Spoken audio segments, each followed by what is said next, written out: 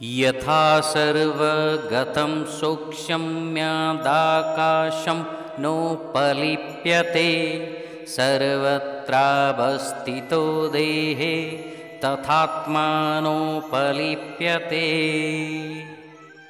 बंधुगण, अहंकार बशतः आत्मा शरीर सहित तादाम्य करी निद्रा, जाग्रत, क्लांति, प्रफुल्लता इत्यादि अनुभव करिथाए।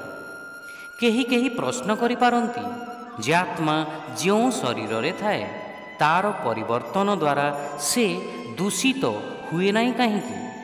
श्रीकृष्ण एहाकू आकाशर उदाहरण द्वारा बुझाउछंती।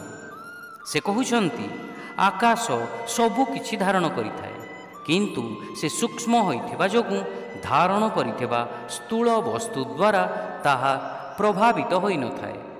ठीक सेहीपरि आत्मा निजकू शरीर मने करुथिले सुद्धा से तार दिव्यता बजाय रखि थाए। शिक्षा आकाश निज मध्यरे सबु किछि धारण करिथाए, किंतु सूक्ष्म होइथिबा जोगु धारण करिथिबा वस्तु गुड़िक द्वारा ताहा कलुषित हुए नहीं।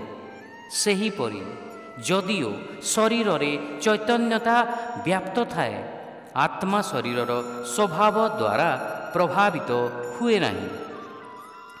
Space holds everything within it, but being subtle doesn't get contaminated by what it holds.